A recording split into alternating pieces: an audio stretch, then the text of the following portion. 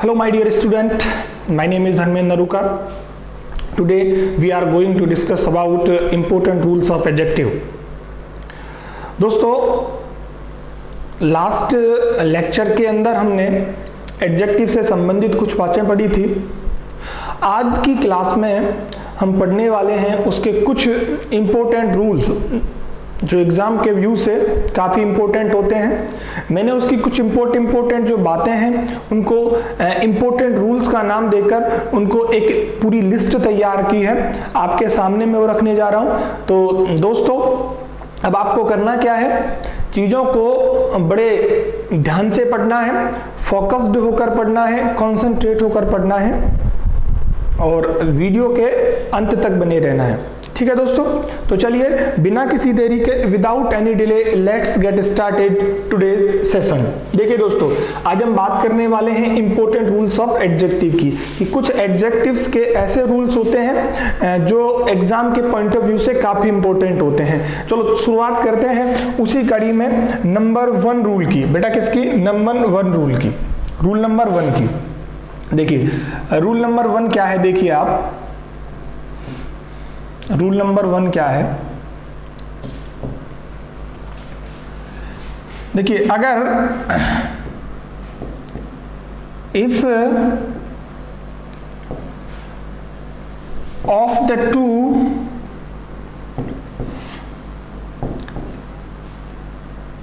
Is given in a sentence, क्या दे दिया जाए बेटा? अगर आपको ऑफ द टू किसी सेंटेंस में दे दिया जाए, ठीक है, देन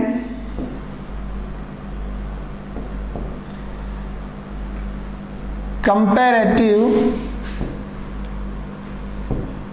डिग्री इज यूज्ड। बेटा कौन सी डिग्री यूज होती है?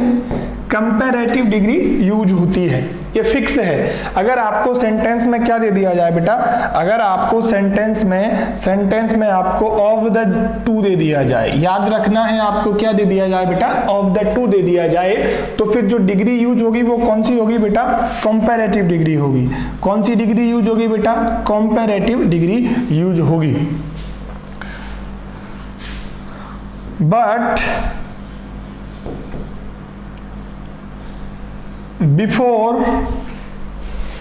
before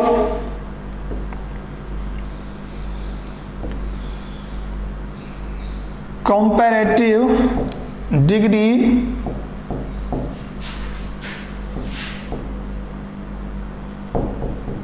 article the is used। Important है ये, इंपॉर्टेंट है बेटा ये। क्या याद रखना है आपको?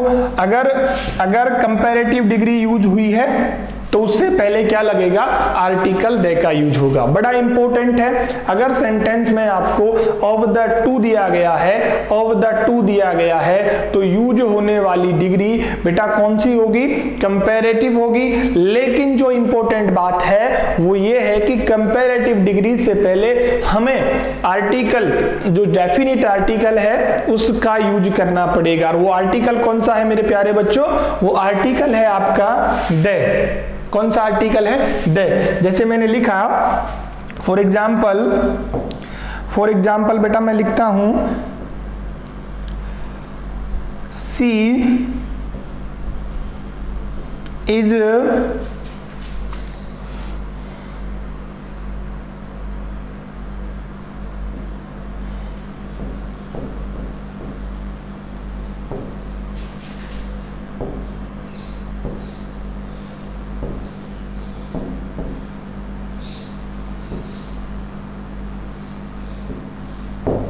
मैंने यहां पे लिखा of the two girls she is tall. आपका एडजेक्टिव गिवन है of the two girls.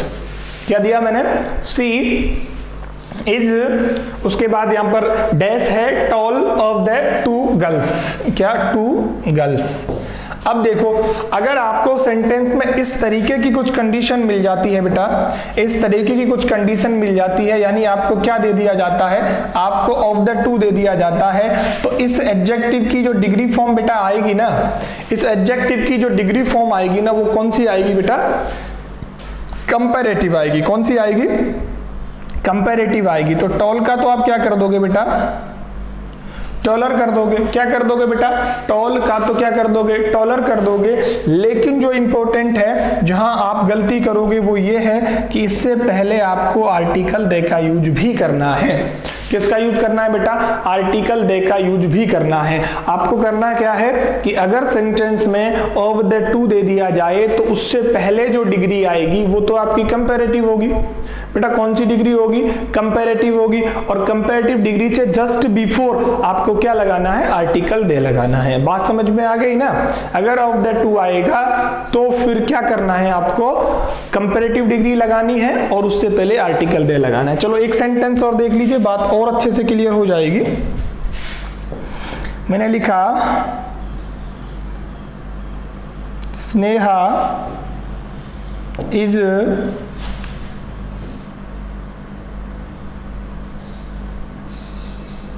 beautiful of the two sisters। ठीक है, क्या लिखा मैंने बेटा, Sneha is beautiful of the to sister. ठीक है, मैं इसको ब्रैकेट में रख देता हूं।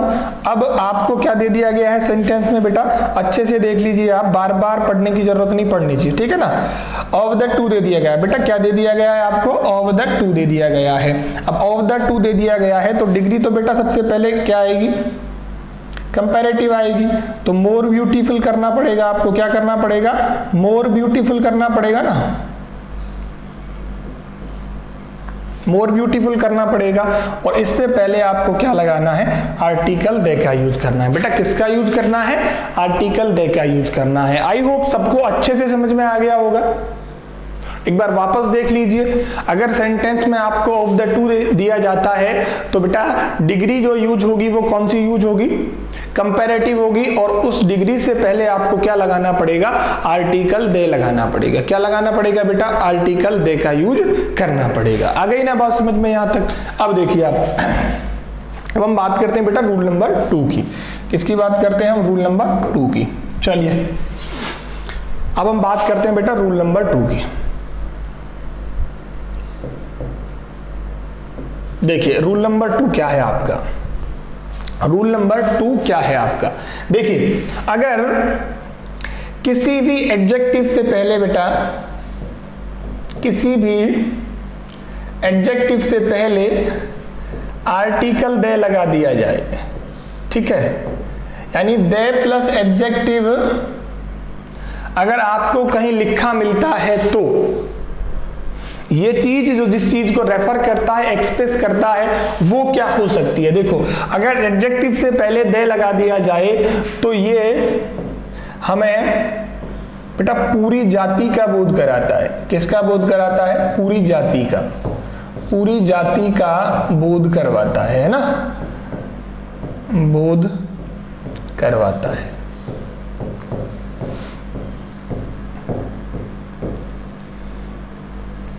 यानी इसका मतलब हुआ इट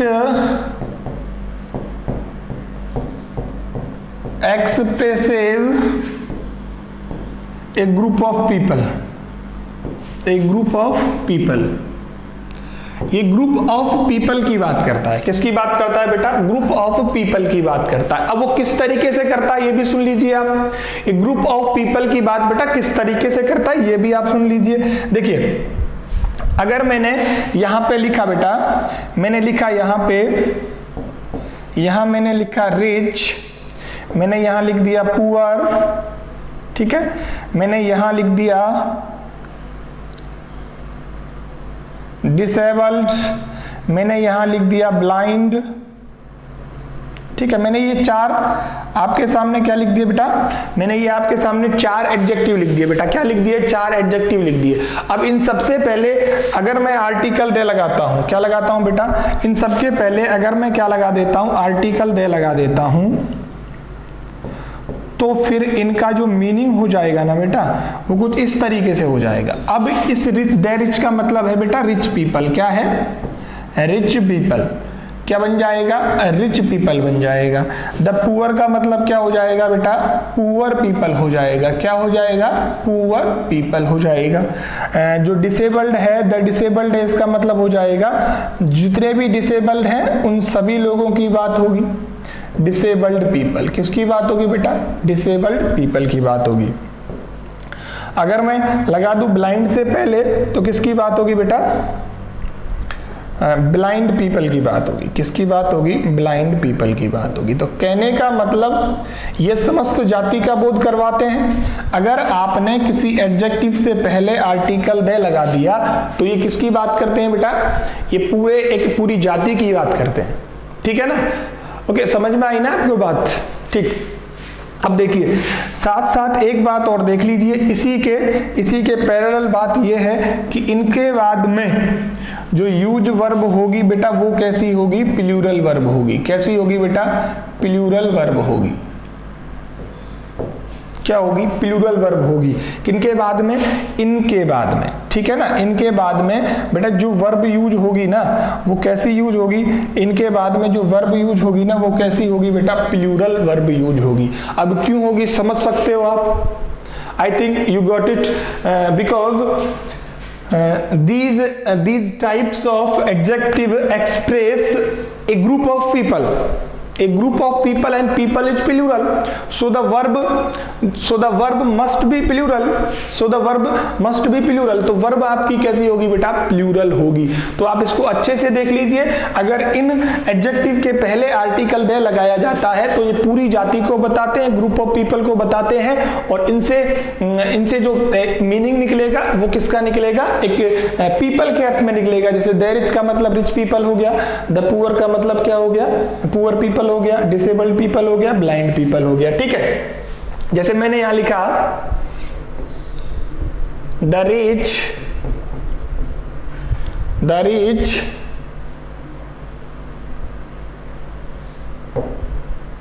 फिर मैंने लिखा हेट, दूसरा लिखा हेट्स द पुअर। ठीक है, द पुअर। तो ये जो द पुअर है, एक तो ये कैटेगरी हो गई, एक द रिच कैटेगरी हो गई। अब बताओ इन दोनों में से जो वर्ब यूज होगी वो कौन सी होगी? देखिए सुन लीजिए, आप अच्छे से देख लीजिए, इन दोनों में से जो बेटा वर्ब यूज होगी वो कौन सी होगी? हेट होगी, क्योंकि हेट किसको बताती है बेटा? प्लूरल को बताती है ना, और हेट किसको बताता है? सिंगुलर को बताता है। अब द रिच का यूज आपको किस सेंस में करना है? प्लूरल के सेंस में करना है। वर्ब कैसी आएगी बेटा? प्लूरल आएगी। जब वर्ब प्लूरल आएगी तो फिर हमें क्या लगाना पड़ेगा? हेट लगाना पड़ेगा। तो बात अच्छे से समझ में आ गई क्या? आ गई तो चलिए let's move on to rule number 3। हम बात करते हैं बेटा रूल नंबर 3 की। किसकी बात करते हैं बेटा? रूल नंबर 3 की। रूल नंबर 3 की। चलिए रूल नंबर 3 में क्या है आपके लिए? देखिए before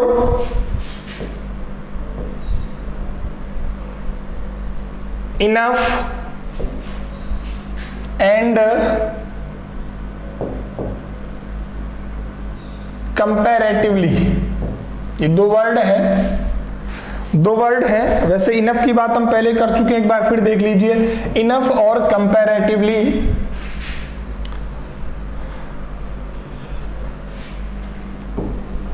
positive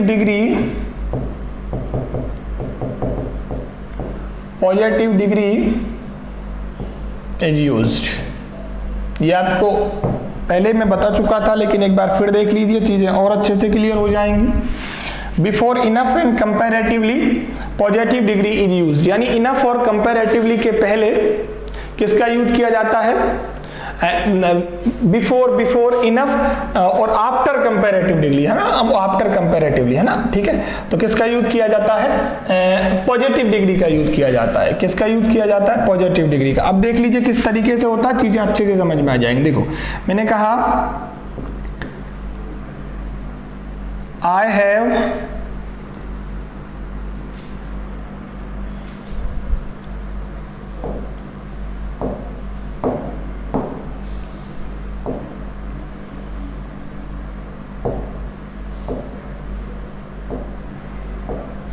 I am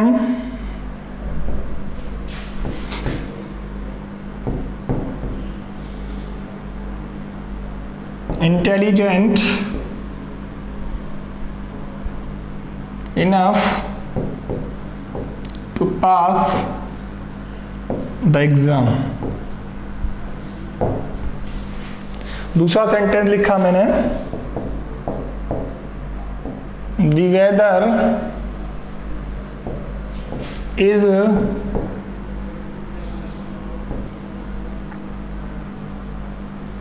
comparatively today। दो सेंटेंस है आपके सामने बेटा। एक तो है, अब देखना, before enough and after comparatively, है ना, इसमें थोड़ा सा चेंज करो, आफ्टर कंपैरेटिवली, ठीक है। अब देखिए रूल हमने क्या पढ़ा है कि इनफ के तो पहले और कंपैरेटिव के बाद में, कंपैरेटिवली के बाद में जो डिग्री बेटा यूज होगी वो कौन सी डिग्री होगी? पॉजिटिव डिग्री होगी। तो इंटेलिजेंट का पॉजिटिव क्या होता है बेटा? इंटेलिजेंट ही होता है ना, ये तो बेस फॉर्म ही है। नाउन की बेस फॉर्म कौन सी डिग्री होती है? पॉजिटिव डिग्री होती है। द वेदर इज कंपैरेटिवली, तो क्या आ जाएगा बेटा? हॉट ही आएगा। क्या आएगा? हॉट ही आएगा, हॉट टुडे। यानी I am intelligent enough to pass the exam, और दूसरा सेंटेंस जाएगा the weather is comparatively hot today, the comparatively hot today. तो आपको ध्यान ये रखना, इनफ के पहले और कंपैरेटिवली के बाद में जो डिग्री यूज होगी बेटा वो कौन सी होगी? पॉजिटिव डिग्री का यूज किया जाता है। अगर अच्छे से समझ में आ गई तो हम बढ़ते हैं आगे और बात करते हैं रूल नंबर बेटा 4 की। किसकी बात करते हैं? रूल नंबर 4 की। सारे रूल्स आपके इंपॉर्टेंट है, सारे रूल्स ये वो रूल्स हैं जो एग्जाम्स में इनसे रिलेटेड क्वेश्चंस अक्सर पूछे जाते रहे हैं, आते हैं और रहेंगे। यानी पास्ट, प्रेजेंट, फ्यूचर की मैं बात करूं तो इन जो रूल्स का इंपॉर्टेंस कभी भी कम नहीं होगा बेटा। ग्रामर की ज्यादातर बातें रूल्स के थ्रू की जाती हैं, कुछ बातें अपवाद स्वरूप एक्सेप्शनल भी होती हैं, वो चीजें भी हम देखेंगे। लेकिन अभी आप रूल बेस्ड आइए, इनमें मैं आपको बताऊंगा किस तरीके से कुछ रूल कई बार काम नहीं करते, वो बातें तो हम पढ़ेंगे। लेकिन पहले हमें रूल्स तो आ जाए ना एक बार, क्या कहते हो? रूल्स तो आने चाहिए ना। यानी पहले हमें किसी भी गेम के रूल्स आने चाहिए, फिर उसका फायदा किस तरीके से उठाया जाता है वो बातें बाद में होती है ना। अभी आप सारी बातें एक साथ नहीं सीख सकते, चीजों को आप स्टेप बाय स्टेप सीखोगे, ठीक है। चलिए रूल नंबर 4 की बात करते हैं बेटा। किसकी बात करते हैं? रूल नंबर 4 की।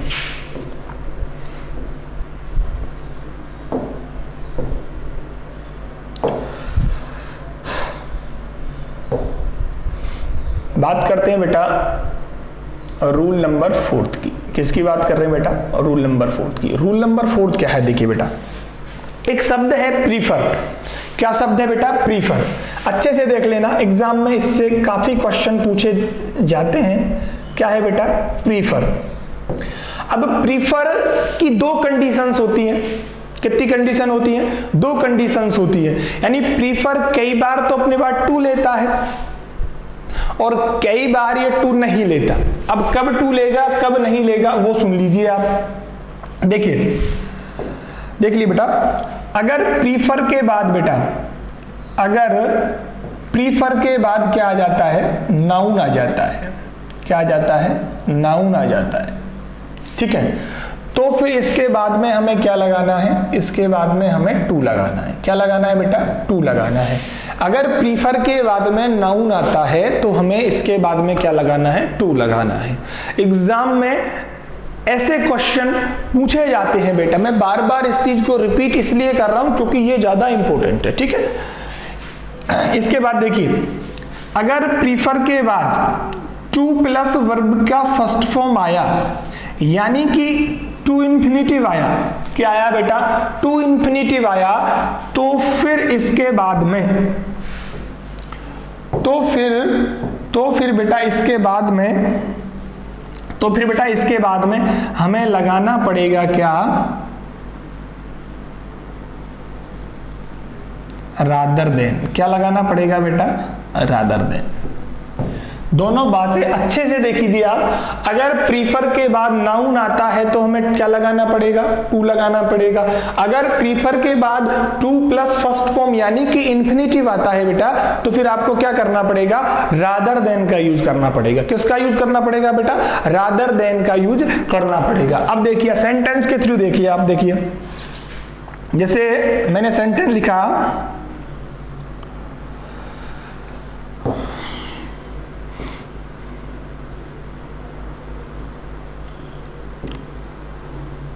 मोहिनी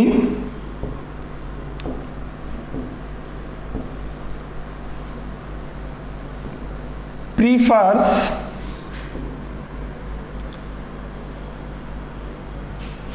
कॉफी, उसके बाद मैंने आपको ब्लैंक दे दिया यहाँ पे, और उसके बाद मैंने लिखा फिर टी, ठीक है। उसके बाद मैंने एक सेंटेंस लिखा,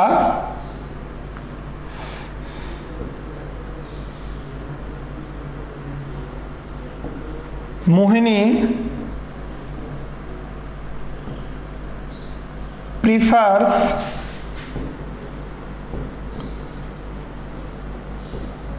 टू रीड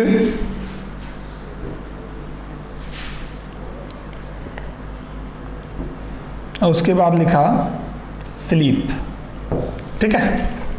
अब मैंने ऑप्शन के रूप में बेटा आपके सामने दो ऑप्शन रख दिए। कितने ऑप्शन रख दिए बेटा, दो ऑप्शन रख दिए। यानी आपको या तो लगाना है रादर देन, क्या लगाना है बेटा, रादर देन, या फिर लगाना है आपको टू। क्या लगाना है, टू लगाना है। तो अभी तो बेटा रूल आपके सामने लिखा हुआ है, तो ये बात इजी है ना, ये बात इजी है। अभी तो इसको फिल करना इजी है, लेकिन आपको इसे अच्छे से माइंड में फिट भी करना है ना, इसको माइंड में बिठाना है और चीजें इस तरीके से याद करनी है, इस तरीके से आपको इनको पढ़ना है कि ताकि जब आगे आप एग्जाम में बैठो तो वहां जो आपका जो एग्जाम हॉल है उसके अंदर चीजों को आप भूलो नहीं, है ना। तो देखिए आप, अगर प्रीफर्स के बाद बेटा क्या आता है, मैंने क्या बताया आपको, नाउन आता है। क्या आता है बेटा, नाउन। कॉफी क्या है बेटा, नाउन है। तो फिर आपको किसका यूज करना है बेटा, तो वहां पर आपको यूज किसका करना है, टू का यूज करना है। किसका यूज करना है बेटा, टू का यूज करना है। अगर प्रीफर्स के बाद टू इन्फिनिटिव आता है, तो ये टू इन्फिनिटिव है, तो फिर आपको किसका यूज करना है बेटा, रादर देन का यूज करना है। किसका यूज करना है, रादर देन। किसका यूज करना है बेटा, रादर देन का यूज करना है। तो कुछ इस तरीके से प्रीफर का यूज आपको सेंटेंस के थ्रू करना है। तो बात समझ में आ गई या नहीं आई, आ गई। तो हम चलिए हम बात करते हैं बेटा रूल नंबर किसकी बेटा, फिफ्थ की। किसकी बात करते हैं, रूल नंबर फिफ्थ की। देखिए हम बात करते हैं बेटा रूल नंबर फिफ्थ की। चलिए देखो, मैंने आपको पहले बताया था कि जनरली कंपैरेटिव डिग्री के बाद में किसका यूज किया जाता है, देन का यूज किया जाता है। लेकिन कुछ वर्ड्स ऐसे होते हैं जो अपने बाद में क्या नहीं लेते, देन नहीं लेते। उनके बाद में हमें क्या लगाना पड़ता है बेटा, उनके बाद में हमें टू लगाना पड़ता है। तो देखिए रूल कैसे है। Generally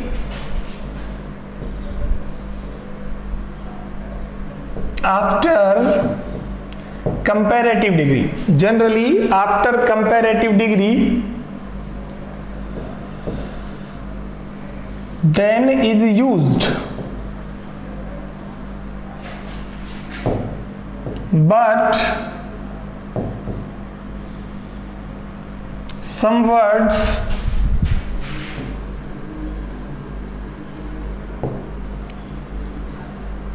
take to after them। देखिए दो बातें याद रखनी है आपको, कौन कौन सी हैं देख लीजिए आप। जनरली कंपैरेटिव डिग्री के बाद में बेटा किसका यूज किया जाता है? देन का यूज किया जाता है। लेकिन कुछ वर्ड्स ऐसे हैं बेटा जो अपने बाद में क्या लेते हैं? टू लेते हैं। क्या लेते हैं? टू लेते हैं, है ना। तो जनरली तो कंपैरेटिव डिग्री के बाद में देन का यूज किया जाता है, लेकिन कुछ वर्ड्स ऐसे होते हैं जो अपने बाद में टू का यूज लेते हैं या उनके बाद में टू का यूज होता है। अच्छा, वो वर्ड कौन कौन से? चलिए वो वर्ड कौन कौन से देख लीजिए। उस वर्ड की कैटेगरी में सबसे पहले बेटा आता है सीनियर। क्या आता है? सीनियर। क्या आता है बेटा? सीनियर हो गया। इसके बाद आता है बेटा जूनियर। क्या आता है? जूनियर आता है। एल्डर आता है बेटा। क्या आता है? एल्डर आता है।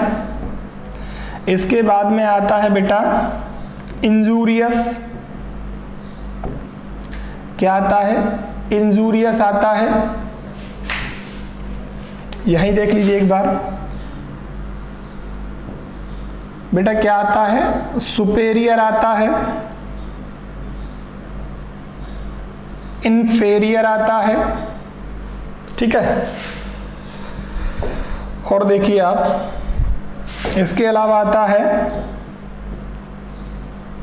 Be harmful to. Be harmful to होता है, देखो हार्मफुल के बाद टू आता है। बी कंडूसिव टू हो सकता है ना। तो ये कुछ बेटा वर्ड हैं जो अपने बाद में क्या ले रहे हैं? अपने बाद में क्या लेते हैं? ये एक प्रायर भी है बेटा, है ना। एक आपका प्रीफर भी हो गया ना, अभी अभी पढ़ा है हमने। प्रीफर भी टू लेता है कई बार, प्रीफर भी टू लेता है ना। तो ये कुछ वर्ड हैं बेटा जो अपने बाद में क्या लेते हैं? टू लेते हैं। जैसे मैंने लिखा, एक शब्द लिखा बेटा, एक शब्द नहीं, हम सेंटेंस की बात करते हैं। मैंने सेंटेंस लिखा एक, ही इज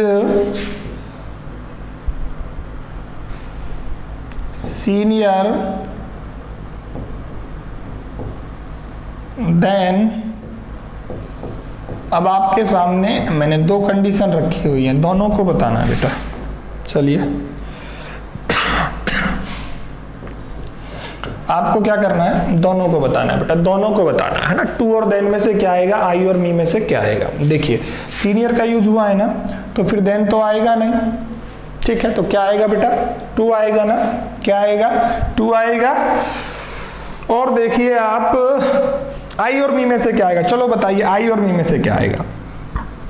देखो मैं प्रोनाउन में या पहले भी मैं इस बात की चर्चा कर चुका हूं कि अगर इधर सब्जेक्ट है तो इधर भी कौन सी फॉर्म होनी चाहिए बेटा? सब्जेक्टिव फॉर्म होनी चाहिए। आप कंपैरिजन कर रहे हो किसी चीज का, तो फिर किसका यूज नहीं होगा? मी का यूज नहीं होगा। यहाँ पे क्या आएगा? आई का यूज होगा बेटा। किसका यूज होगा बेटा? आई का यूज होगा। ठीक है। एक और देखिए बेटा, मैंने लिखा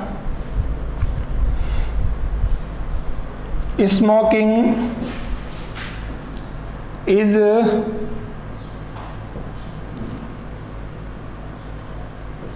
इंजूरियस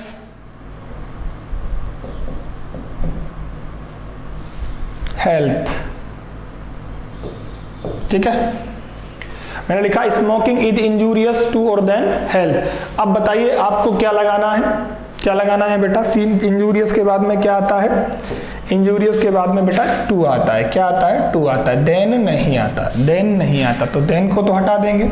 हमारा जो करेक्ट आंसर होगा वो कौन सा होगा? टू होगा। करेक्ट आंसर हमारा कौन सा होगा बेटा? टू होगा। अब देखिए आप, तो ये तो रही बेटा किसकी? रूल नंबर 5 की बात। अब चलिए यहां तक की बात आई होप सबको अच्छे से समझ में आ गई होगी। अब हम बात करते हैं रूल नंबर 6 की। बेटा किसकी करते हैं? रूल नंबर 6 की। आइए चलो रूल नंबर 6 पे आइए आप।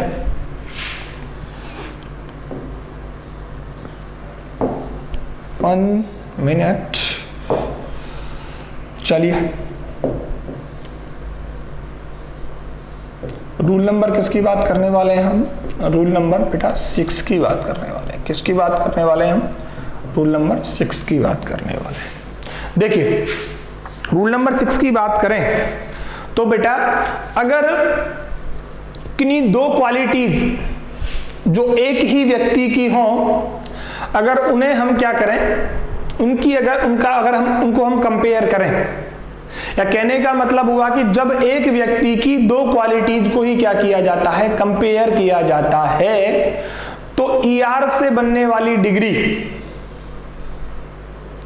किससे बनती है बेटा, मोर से बनती है। किससे बनती है, मोर से बनती है। चाहे वहां ER का यूज होता है, लेकिन फिर भी आपको क्या लगाना पड़ेगा, वहां पे क्या लगाना पड़ेगा बेटा, मोर लगाना पड़ेगा। देखो किस तरीके से लगाना पड़ेगा, देखिए, when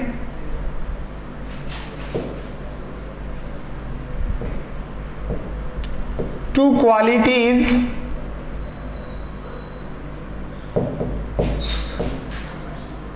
of a person are compared, when two qualities of a person are compared,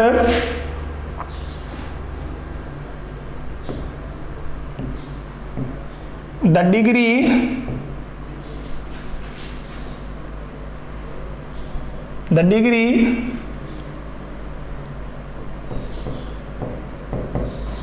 कौन सी डिग्री, ER वाली, the degree ER will be used, replaced by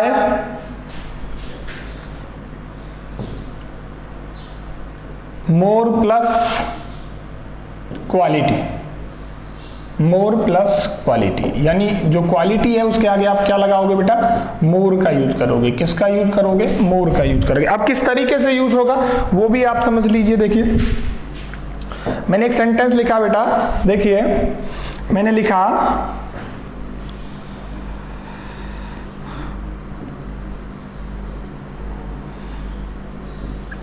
Ayan is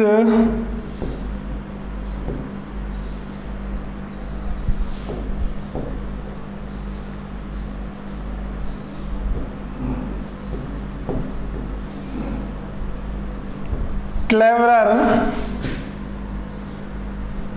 than intelligent। ठीक है बेटा, than intelligent। अब देखिए अगर इस तरीके का सेंटेंस आपको दिया गया है तो यहां हुआ क्या है, एक बार आप देख लीजिए, बड़े गौर से देख लीजिए आप। यहां पर इसने क्या किया हुआ है, क्लेवरर लिखा हुआ है, कंपैरेटिव डिग्री बनाया हुआ है, उसके बाद इंटेलिजेंट, यानी इसके अंदर कितनी क्वालिटीज हैं बेटा, इसके अंदर दो क्वालिटीज हो गई। कितनी क्वालिटीज की बात कर रहा है, टू क्वालिटीज की बात कर रहा है ना। किसकी बात कर रहा है, टू क्वालिटीज की बात कर रहा है बेटा, है ना। टू क्वालिटी की बात कर रहा है, क्वालिटीज की बात कर रहा है, सॉरी क्वालिटीज की बात कर रहा है। टू क्वालिटीज कौन कौन सी है बेटा, एक तो आपकी हो गई क्लेवर और एक आपका हो गया इंटेलिजेंट। ठीक है, एक कौन सा हो गया बेटा, इंटेलिजेंट। अगर ऐसी कोई कंडीशन बनती है कि दो क्वालिटीज में ही कंपेयर करना पड़े, अगर दो क्वालिटीज में ही कंपेयर करना पड़े तो फिर जो ER से डिग्री बनती है ना बेटा, ये नहीं बनती। इसकी जगह पर आपको क्या लिखना पड़ेगा, मोर क्लेवर। क्या लिखना पड़ेगा बेटा, मोर क्लेवर, यानी मोर क्लेवर लिखेंगे, ना कि हम क्लेवरर लिखेंगे। चाहे से वो ER से बनती है, इस बात का कोई फर्क नहीं पड़ता, है ना। याद ये रखना है कि इस बात का बिल्कुल फर्क नहीं पड़ता।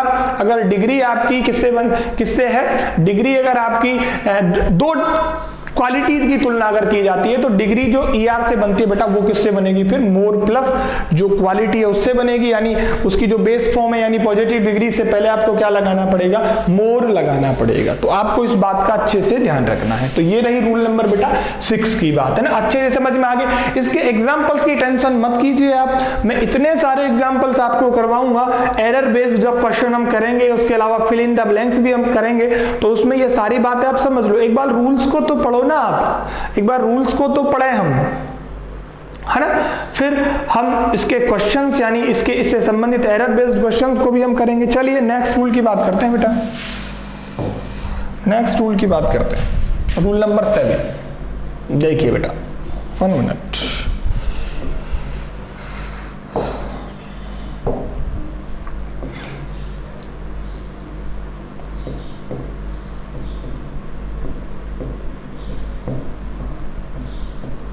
देखिए मोस्ट ऑफ स्टूडेंट्स ना गलती करते हैं, वो ये है, देखिए आप, कि कई बार वो एडजेक्टिव और एडवर्ब में डिफरेंट क्रिएट नहीं कर पाते। क्या नहीं कर पाते? डिफरेंट क्रिएट नहीं कर पाते। यानी एल वाई से बेटा एडजेक्टिव भी बनता है, एल वाई से क्या बनता है? एडजेक्टिव भी बनता है, और एल वाई से बेटा एडवर्ब भी बनता है। क्या बनता है? एडवर्ब भी बनता है। इन दोनों बातों को आपको याद रखना है कि किस तरीके से तो एल वाई लगने पर एडजेक्टिव बनेगा और किस तरीके से एल वाई लगने पर एडवर्ब का फॉर्मेशन होता है। देखिए किस तरीके से होता है बेटा, चलिए देखो, अगर आपने नाउन में एल वाई लगाया, क्या लगाया बेटा? नाउन में एल वाई लगाया, तो आपका वो क्या बनेगा? एडजेक्टिव बनेगा। ठीक है। और अगर आपने बेटा एडजेक्टिव में किसका यूज कर लिया? एल वाई का यूज कर लिया, तो फिर वो क्या बन जाएगा? तो फिर वो क्या बनेगा बेटा? एडवर्ब बनेगा। क्या बन जाएगा बेटा? एडवर्ब बन जाएगा। आपको ध्यान रखना है कि नाउन प्लस एल वाई से तो बनता है एडजेक्टिव, और एडजेक्टिव प्लस एल वाई से बनता है एडवर्ब। जैसे मैंने यहां पे लिखा, देखो बेटा, मैंने लिखा यहां पे फ्रेंड। क्या लिखा बेटा? मैंने यहां पे क्या लिखा? फ्रेंड लिखा, है ना? क्या लिखा? फ्रेंड लिखा। मैंने यहां पे एल वाई लगा दिया, ठीक है। मैंने यहाँ पे लिखा सिस्टर। क्या लिखा बेटा? सिस्टर। सिस्टर में मैंने क्या लगा दिया? एल वाई लगा दिया। क्या लगा दिया बेटा? सिस्टर में मैंने एल वाई का यूज किया। उसके बाद लिखा मैंने ब्रदर। क्या लिखा? ब्रदर लिखा। और ब्रदर में मैंने किसका यूज किया बेटा? एल वाई का यूज किया। किसका यूज किया? एल वाई का यूज किया। मैंने यहाँ पे लिखा माइजर। क्या लिखा बेटा? माइजर लिखा। माइजर में किसका यूज किया? एल वाई का। इसके अलावा मैंने लिखा कवर्ड, और कवर्ड में मैंने किसका यूज कर दिया बेटा? एल वाई का यूज कर दिया। किसका यूज कर दिया? एल वाई का यूज कर दिया। अब इनसे जो चीजें बनेंगी वो समझ लीजिए आप। ये सारी बातें जो हम पढ़ रहे हैं ना, ये सारी की सारी बेटा कौन से पार्ट ऑफ स्पीच का हिस्सा है? नाउन पार्ट ऑफ स्पीच का हिस्सा है। यानी पार्ट ऑफ स्पीच के किस टॉपिक का हिस्सा है बेटा? नाउन का हिस्सा है। तो जायज सी बात है, जो भी शब्द इनसे बनने वाले हैं वो सारे की सारे क्या बनेंगे बेटा? एडजेक्टिव बनेंगे। मैंने यहाँ पे लिखा कॉवर्डली लिखा बेटा। क्या लिखा बेटा? कॉवर्डली लिखा। मैंने लिखा फ्रेंडली। क्या लिख दिया? फ्रेंडली। मैंने लिखा बेटा सिस्टरली। सिस्टरली लिखा। मैंने लिखा ब्रदरली। क्या लिखा बेटा? ब्रदरली। और यहां पे लिखा बेटा मैंने माइजरली। क्या लिखा? माइजरली। ठीक है। ऐसे ही मैंने इधर कुछ शब्द लिखे। मैंने लिखा डेड,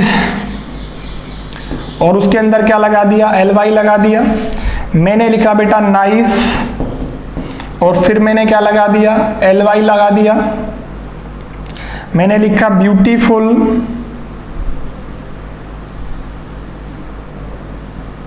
और मैंने क्या लगा दिया बेटा? एल वाई लगा दिया।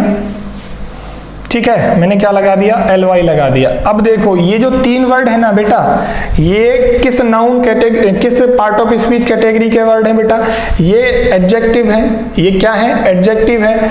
जब आप इनके बाद में एल वाई लगाओगे तो कुछ शब्द ऐसे बनेंगे ना। एक तो हो गया डेडली। क्या हो गया? डेडली हो गया। नाइसली हो गया। उसके बाद बेटा हो गया ब्यूटीफुली। क्या हो गया? ब्यूटीफुली हो गया। क्या हो गया? ब्यूटीफुली हो गया। ठीक है। तो अगर आप नाउन में एल वाई लगाते हो तो बेटा ये सारे शब्द हैं, जितने भी ये शब्द हमने बनाए, यहां जितने भी ये शब्द हमने बनाए हैं, जितने भी शब्दों की हमने बेटा ये बात की है, अब ये किस कैटेगरी में आ गए पता है ना आपको? इन्हें क्या बोलोगे आप? अब इनको बोलोगे आप एडजेक्टिव। क्या बोलोगे बेटा? एडजेक्टिव बोलोगे, है ना? एडजेक्टिव बोलोगे। और ये जो शब्द अभी हमने बनाए हैं बेटा, इन शब्दों की जो हमने बात की है, इन शब्दों की जो हमने बात की है, ये किस कैटेगरी में आते हैं? चलिए बताइए आप। ये सारे की वर्ड, सारे वर्ड, ये जितने भी वर्ड हैं दोस्तों, ये क्या बन गए बेटा? ये बन गए एडवर्ब। किस कैटेगरी में आ गए? एडवर्ब की कैटेगरी में आ गए। तो बात समझ में आ गई होगी। आप इसका स्क्रीनशॉट ले लीजिए बेटा, ये बड़े काम की चीज है। चलिए फटाफट ले लीजिए, फिर हम नेक्स्ट रूल की तरफ बढ़ने की कोशिश करते हैं बेटा। फटाफट ले लीजिए। अच्छा, आई थिंक सबने ले लिया होगा। अब हम बात करते हैं बेटा रूल नंबर 8 की। किसकी बात करते हैं बेटा? रूल नंबर 8 की। देखिए रूल नंबर 8 क्या है।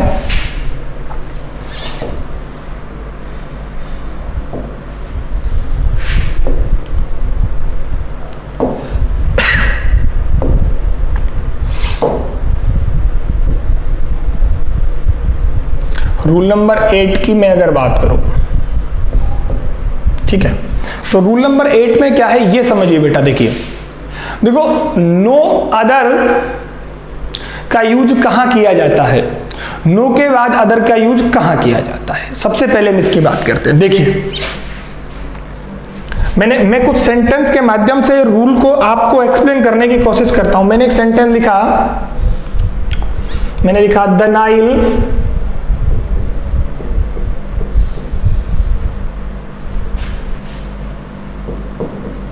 is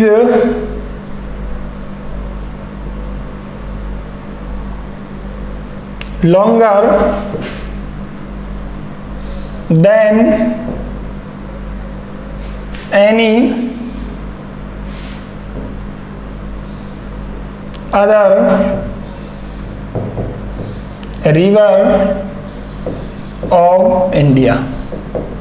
ठीक है, एक सेंटेंस तो मैंने लिख दिया। ये अभी ये सेंटेंस करेक्ट नहीं है, इनमें गलतियां हैं, गलतियां ढूंढनी है हमें।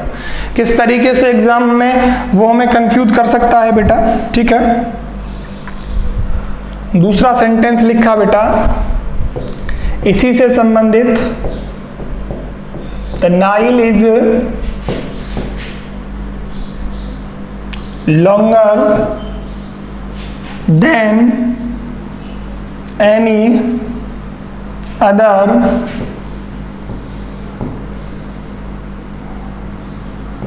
river in the world। संसार में जितनी भी नदियां हैं उनमें जो लंबी नदी है वो कौन सी है बेटा? नाइल है, यानी नील नदी है। ठीक है, इसके बाद एक सेंटेंस और देखा, सी इज मोर ब्यूटीफुल, या मोर ब्यूटीफुल लिख लीजिए, more beautiful, she is more beautiful than any other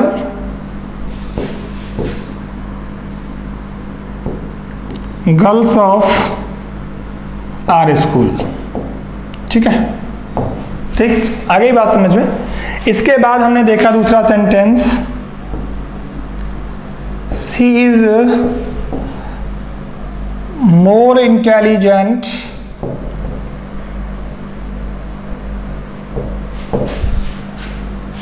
than any other boys of our school. ठीक है, मैंने यहां पे आपके सामने 4 सेंटेंसेस को लिखा है ताकि बात आपको आसानी से समझ में आ जाए। अब देखिए, एनी के बाद अदर का यूज, या फिर एक सेंटेंस और देख लीजिए आप, बात और समझ में आ जाएगी। नो राइटर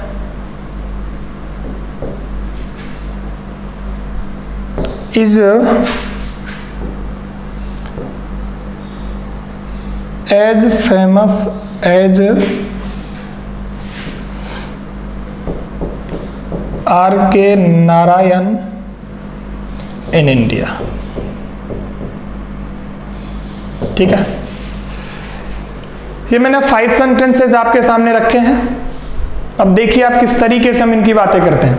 अब देखिए, क्या पहले वाला सेंटेंस आपका सही है, क्या दूसरे वाला आपका सही है, क्या तीसरा वाला सेंटेंस आपका सही है, या चौथे वाला या पांचवे वाला। यानी कहने का मतलब 1 2 3 4 5 तक कौन से सेंटेंस में गलती है, किस सेंटेंस में बेटा गलती नहीं है, इस बात को अब हम देखने वाले हैं।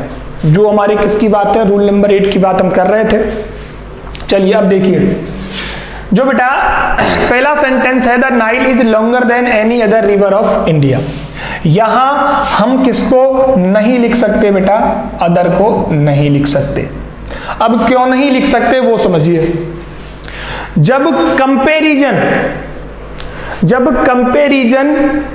एक ही ग्रुप की चीजों के अंदर हो, या जब दो अपने साथ रिलेशन वाली शब्दों के बीच में कंपैरिजन हो, तो फिर हम किसका यूज करते हैं, अदर का यूज करते हैं। अब देखिए इसमें कंपैरिजन क्यों नहीं है बेटा, जो नाइल है ना वो इंडिया की रिवर नहीं है। किसकी रिवर नहीं है, इंडिया की रिवर नहीं है, यानी वो इंडिया का हिस्सा नहीं है।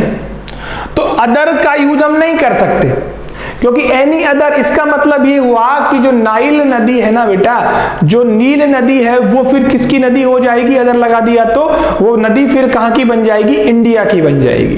क्योंकि वो फिर अदर लगाने के बाद एनी अदर का मतलब ये हुआ कि इंडिया की कोई ना कोई नदी वो है, लेकिन नाइल तो हमारी नदी है नहीं। तो फिर इस कंडीशन में आप किसका यूज नहीं कर सकते, अदर का यूज नहीं कर सकते। आपको सिर्फ क्या लिखना है, any river of India. Other का यूज तब करोगे तब वो चीज उसी से रिलेट करती हो जिसके बारे में आप बता रहे हो। अगर वो नदी यहां पर बेटा, अगर नदी यहां पर गंगा होती, अगर नदी यहां पर क्या हो जाती बेटा, गंगा हो जाती, तो फिर हम क्या लगाते, एनी अदर का यूज कर देते। किसका यूज कर देते बेटा, एनी अदर का। क्योंकि गंगा भारत की नदी है, इंडिया की नदी है, तो फिर हम किसका यूज कर देते बेटा, एनी अदर का यूज कर देते। किसका कर देते, एनी अदर का। अब हम नहीं कर सकते क्योंकि नाइल हमारा हिस्सा नहीं है। ठीक है, तो आगे ही बात समझ में। अब इसी तरीके से सारी बातें समझ में आ जाएंगी। दूसरे वाले सेंटेंस में बताया, द नाइल, क्या बताया बेटा, the Nile is longer then any other river in the world. हाँ, वर्ल्ड का हिस्सा तो ये है, वर्ल्ड का हिस्सा है या नहीं है, संसार का हिस्सा तो है। तो फिर ये वाला सेंटेंस आपका बिल्कुल बेटा सही है ना, ये सेंटेंस आपका सही है। यहां पर एनी अदर का यूज हो सकता है, एनी अदर का यूज बेटा यहां हो सकता है। ठीक है, चलिए नेक्स्ट आइए।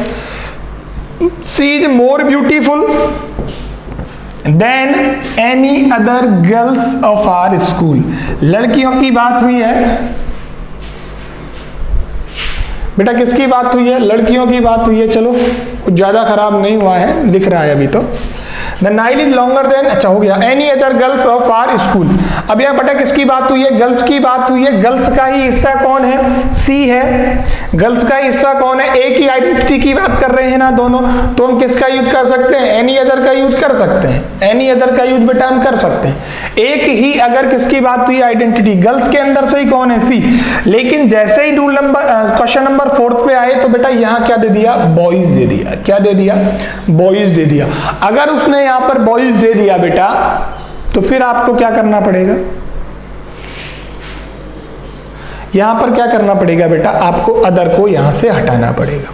क्योंकि बॉयज अलग आइडेंटिटी हो गया और सी अलग आइडेंटिटी हो गया। सी तो बेटा किसी लड़की को रिप्रेजेंट करता है, बॉयज को नहीं करता ना। तो सी की बात हम करेंगे बॉयज के अंदर से, तो बॉयज के अंदर से तो होगी नहीं, वो अलग आइडेंटिटी की बात हुई, तो फिर वहां पर हम अदर का यूज नहीं कर सकते। इसके बाद है, no writer is as famous as R K Narayan India. अब आपको देखना है क्या आर के नारायण भारत के हैं या नहीं है, इंडिया के ही तो हैं, इंडिया के हैं। तो एक आइडेंटिटी बात हुई, तो फिर आपको नो के बाद बेटा क्या लगाना पड़ेगा, नो के बाद आपको अदर लगाना पड़ेगा। आपको लिखना पड़ेगा, no other writer is as famous as R K Narayan in India. तो बेटा इस तरीके से आपको अदर का यूज करना है। अगर वो एक ही आइडेंटिटी की बात करते हैं, अगर वो एक ही चीज का हिस्सा होते हैं, तो आप क्या लगाओगे, तो आप अदर लगाओगे, लेकिन अगर वो डिफरेंट या अलग अलग चीजों का हिस्सा है तो फिर आप किसका यूज नहीं कर सकते बेटा, तो फिर आप यूज नहीं कर सकते अदर का, वहां सिर्फ आपको क्या लगाना है, एनी का यूज करना पड़ेगा। किसका यूज करना पड़ेगा, वहां पर सिर्फ आपको एनी का यूज करना पड़ेगा। ठीक है, यहां तक की बात समझ में आ गई। चलिए आगे बढ़ते हैं, बात करते हैं रूल नंबर 9 की। बेटा किसकी बात करते हैं, रूल नंबर 9 की। चलिए देखिए रूल नंबर 9।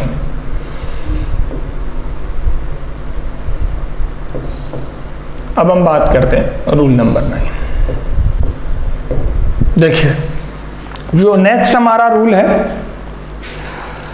देखिए वो बेटा किससे संबंधित है। देखिए एडजेक्टिव के बहुत सारे प्रकार हमने पढ़े, और अब हम जो देखने वाले हैं वो चीज भी एडजेक्टिव होती है, और उस चीज में आपको बिल्कुल कंफ्यूज नहीं होना, एकदम से क्लियर रहना है। देखिए क्या, कई बार वर्ब की फर्स्ट फॉर्म में क्या लगा देते हैं बेटा, हम आईएनजी लगा देते हैं।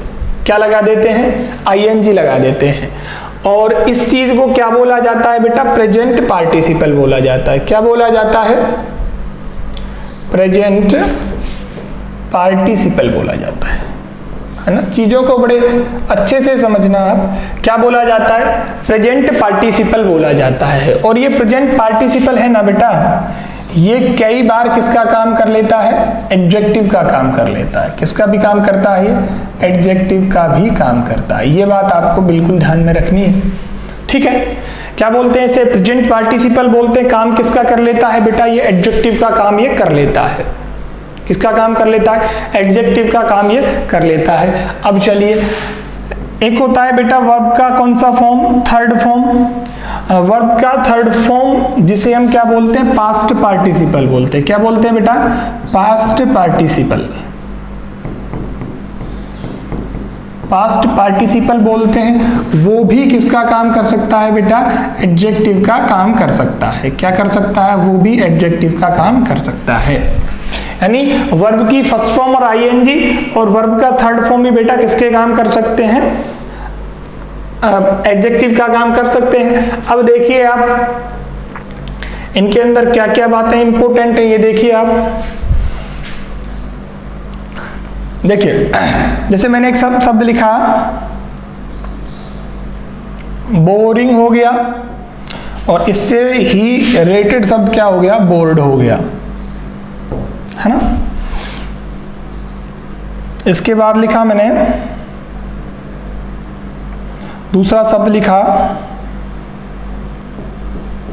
शॉकिंग, और मैंने क्या लिख दिया, शॉक्ड लिख दिया। क्या लिख दिया, शॉक्ड लिख दिया। मैंने लिखा टायरिंग, और मैंने क्या लिख दिया, टायर्ड लिख दिया। ठीक है, तो ये सारे के सारे बेटा क्या है, एडजेक्टिव है ना। ये प्रेजेंट पार्टिसिपल का हिस्सा है। ये किसका हिस्सा है बेटा, ये किसका हिस्सा है, पास्ट पार्टिसिपल का हिस्सा है। अब आपको ध्यान रखना है, ये एक दूसरे के स्थान पर यूज नहीं हो सकते, यानी they can't be exchanged. They can't be exchange, यानी इन दोनों को आपस में बदला नहीं जा सकता। इसमें इन दोनों को आपस में बदला नहीं जा सकता। जैसे देखो, आपने एक सेंटेंस लिखा, the news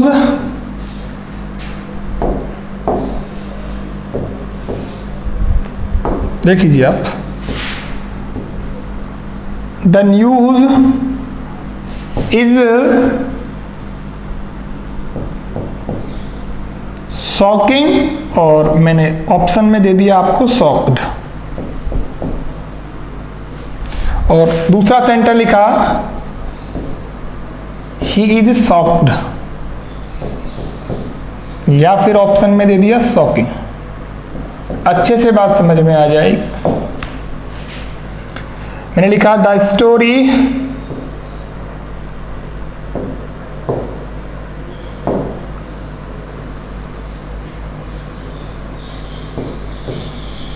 is tiring, the story is tiring. और दूसरा सेंटेंस लिखा,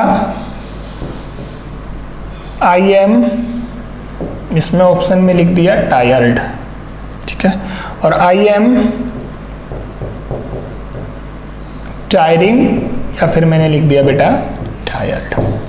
अब देखिए, जो चीजें जिन चीजों के साथ आती हैं उनकी जगह पर ये एक दूसरे को क्या नहीं कर सकते बेटा, रिप्लेस नहीं कर सकते। देखिए जिस तरीके से, देखिए आप, न्यूज कैसी होगी बेटा, शॉकिंग होगी, वो क्या नहीं होगी, शॉक्ड नहीं होगी। कोई व्यक्ति है वो शॉक्ड होगा, शॉकिंग नहीं होगा। स्टोरी टायरिंग हो सकती है, टायर्ड नहीं होगी। और कोई मैं, जैसे मैं टायर्ड हो सकता हूं, टायरिंग नहीं हो सकता। तो कहने का मतलब है ये एक दूसरे के स्थान पर जगह नहीं ले सकते। अब सुनिए, जो आपका वर्ब का फोर्थ फॉर्म है, यानी फर्स्ट फॉर्म में आईएनजी है ना, इसका यूज तो कहां होता है और इसका यूज कहां होता है। यानी देखो, वर्ब का फोर्थ फॉर्म किसी दूसरे को इफेक्ट करता है। किसको इफेक्ट करता है? किसी दूसरे को। हिंदी में समझ लो इसे, किसी दूसरे को प्रभावित करता है ना, प्रभावित करता है।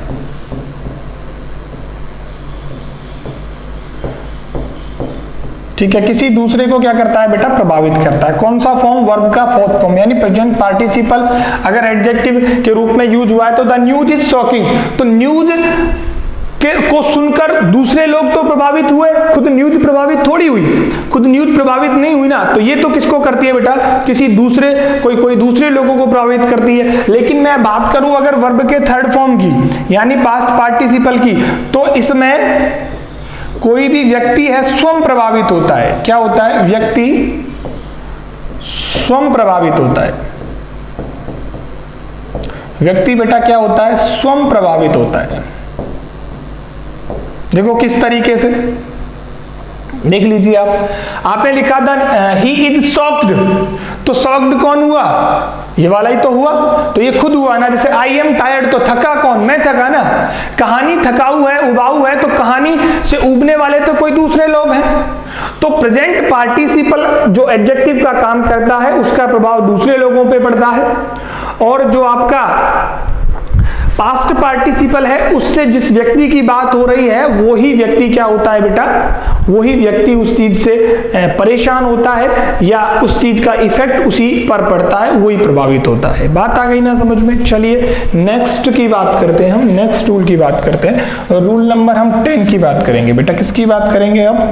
1 मिनट। रूल नंबर हम 10 की बात करेंगे। किसकी बात करेंगे? रूल नंबर 10 की। 9 हो गया, रूल नंबर 10 की बात करेंगे। देखिए आप,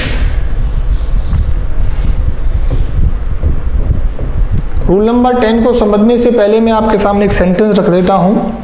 मैंने लिखा Raman is senior and older than Shyam, है ना। Raman is senior and older then Ram. दूसरा लिखा, दूसरा सेंटेंस हम लिखते हैं, देखिए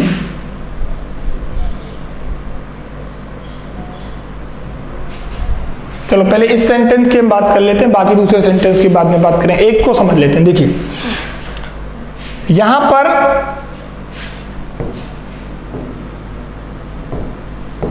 दो चीजों की बात की गई है बेटा। किसकी बात की गई है? दो चीजों की। एक तो बेटा किसकी की गई है? सीनियर की, और एक बात बेटा किसकी हुई है? ओल्डर की। इसकी बात हुई है ओल्डर की। अब ध्यान ये रखना है, अगर सीनियर के बाद कोई प्रपोजिशन आता है तो वो भी लिखा जाएगा, और ओल्डर के बाद जो भी ये प्रपोजिशन लेता है, और अगर नहीं लेता तो अलग बात है, या देन है तो वो भी लिखा जाएगा, है ना, वो भी लिखा जाएगा। ये चीजें आपको याद रखनी है। तो सीनियर अपने बाद में बेटा क्या लेता है? टू लेता है ना।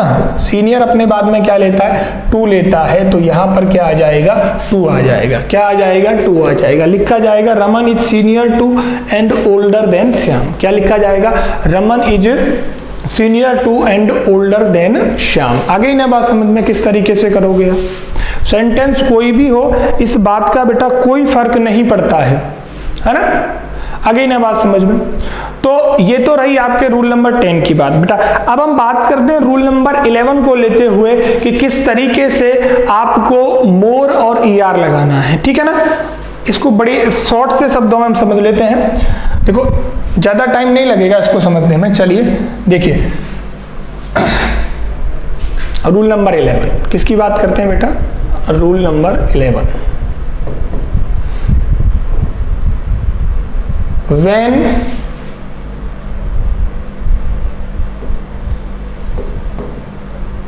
to use ER and when to use more या most, ER या बेटा EST, ठीक है। कब तो किसका यूज किया जाता है? ER और EST का यूज किया जाता है बेटा। और कब मोर और मोस्ट का यूज किया जाता है? कब मोर और मोस्ट का यूज किया जाता है? काफी इंपॉर्टेंट है, बात बड़े आसानी से आपको समझ में आ जाएगी बेटा। देखिए देखो, ये कंफ्यूजिंग पॉइंट है कि कब आप ER लगाएं और कब आपको मोर और मोस्ट लगाना है। अभी विद इन 2 और 4 मिनट्स हम इस बात को अच्छे से समझ जाएंगे। देखिए बेटा, इंग्लिश जो लैंग्वेज है, समझने की कोशिश करना। इंग्लिश जो लैंग्वेज है बेटा, वो किस पर डिपेंड करती है? फोनेटिक्स पर डिपेंड करती है बेटा। किस पे चलती है वो? फोनेटिक्स पे डिपेंड करती है। फोनेटिक्स में एक चीज पाई जाती है या उसका यूज होता है, उसे क्या बोलते हैं बेटा? सिलेबल बोलते हैं। क्या बोलते हैं बेटा? सिलेबल बोलते हैं।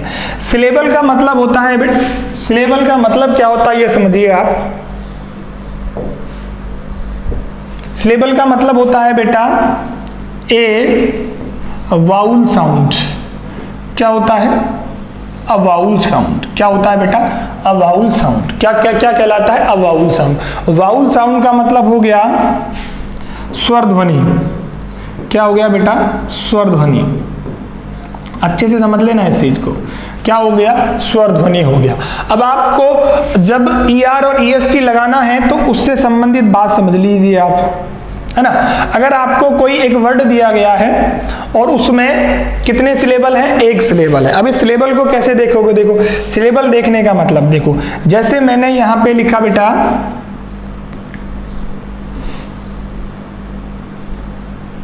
ब्यूटीफुल, लिखा मैंने। क्या लिख दिया बेटा?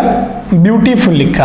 अब आप इसमें पता कैसे करोगे कि कितनी स्वर ध्वनियां हैं, कितने वाउल साउंड्स हैं? अब देखो, इस तरीके से आप इसको नहीं कर सकते।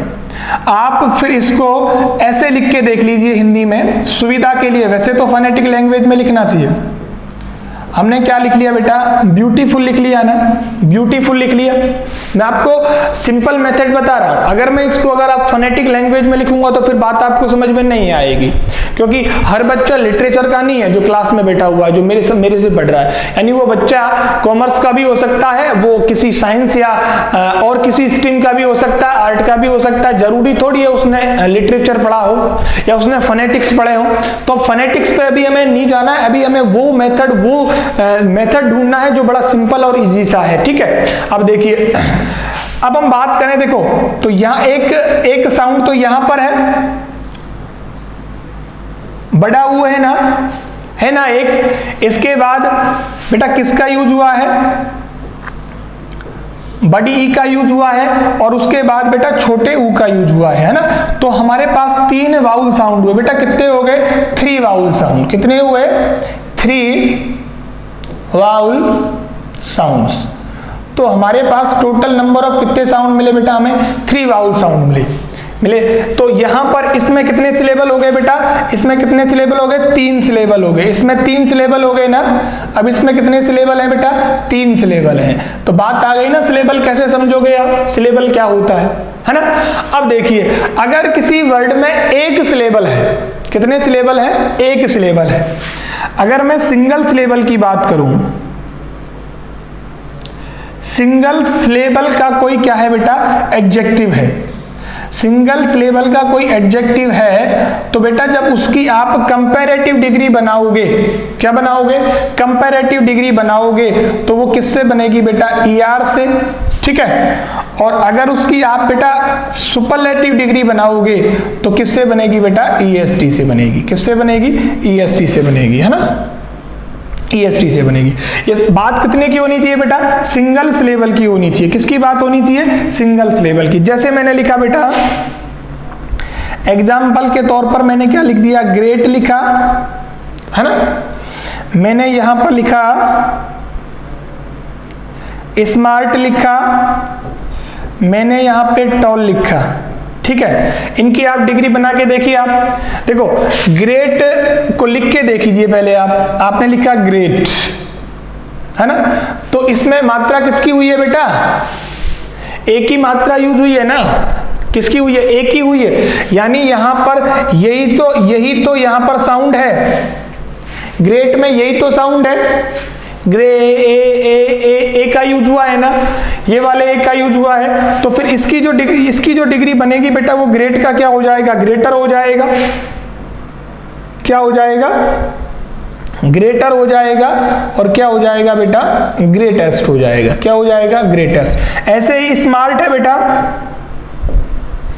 स्मार्ट, आर आर आर अर, स्मार्ट स्मार्ट, तो अर का यूज हुआ है, अर भी एक साउंड है बेटा, है ना, एक ही सिलेबल है, ये कितने सिलेबल है, एक सिलेबल है, तो बेटा स्मार्ट का क्या हो जाएगा, स्मार्टर, क्या हो जाएगा, स्मार्टर, और क्या हो जाएगा, स्मार्टेस्ट, क्या हो जाएगा बेटा, स्मार्टेस्ट। ऐसे ही टॉल में भी बेटा एक ही है, औ की मात्रा है, तो टॉल का क्या हो जाएगा, टॉलर हो जाएगा, और क्या हो जाएगा, टॉलेस्ट हो जाएगा। तो आ गई ना बात समझ में, किस तरीके से बात समझ में आई।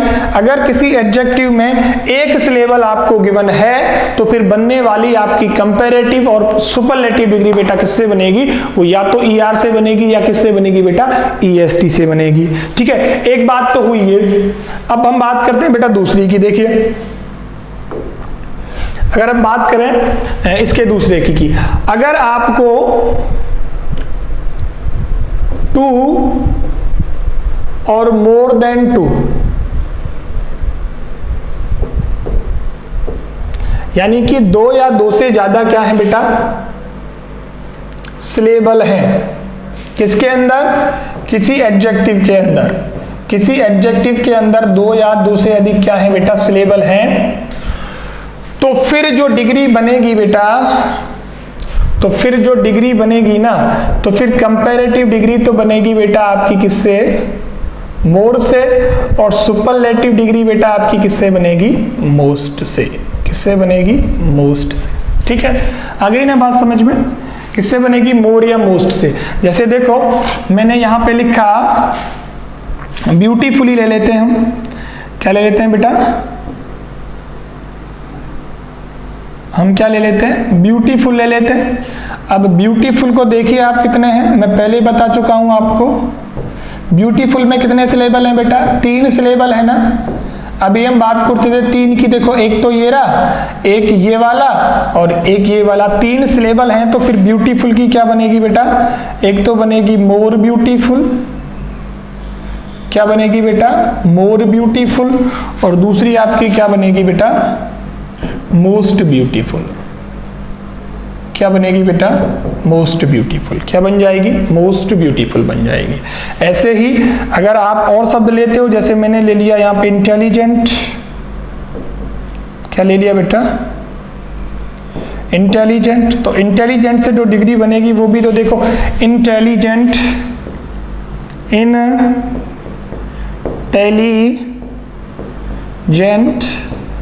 अब देख लीजिए, अब 1 हो गया, 2 हो गया, 3 हो गया, 4 हो गया, 4 हो गया ना, तो इंटेलिजेंट की किससे बनेगी बेटा, मोर इंटेलिजेंट, है ना, और उसके बाद किससे बनेगी, मोस्ट इंटेलिजेंट।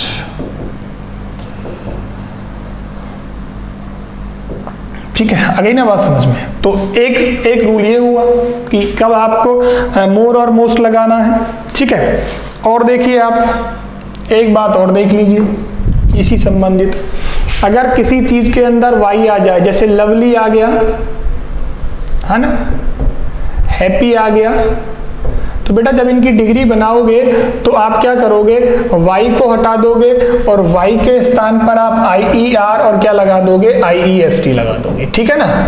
अब बना सकते हो, देखो लवली की बनाओ पहले, चलिए। तो लवली की बेटा क्या हो जाएगी, लवलियर हो जाएगा और लवलीएस्ट हो जाएगा। क्या हो जाएगा, लवलियर हो जाएगा, लवलीएस्ट हो जाएगा।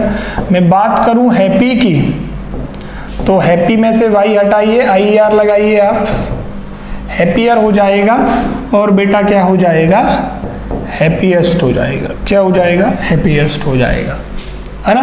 अगर कोई ING किसी सेंटेंस के किसी एडजेक्टिव के अंत में क्या है, एडजेक्टिव प्लस ING है, यानी वो ING वाला एडजेक्टिव है, तो उसकी भी बेटा किससे बनती है, मोर और मोस्ट से बनती है ना। किससे बनती है, मोर और मोस्ट से बनती है। तो बेटा ये तो बात रही आपकी किससे संबंधित, किस तरीके से आप मोर और मोस्ट का यूज करते हो, किस तरीके से आप मोर और मोस्ट का यूज करते हो। दोस्तों आज के सेशन में हम इतना ही पढ़ते हैं, बाकी की बातें हम इससे नेक्स्ट क्लास में हम करेंगे। क्लास काफ़ी लंबी हो चुकी है ये, तो आज की क्लास को हम यहीं पर उसके सामने फुल स्टॉप लगाते हैं। जल्दी मिलते हैं नई वीडियो के साथ। अब मैं आपसे विदा लेता हूँ। Thank you so much.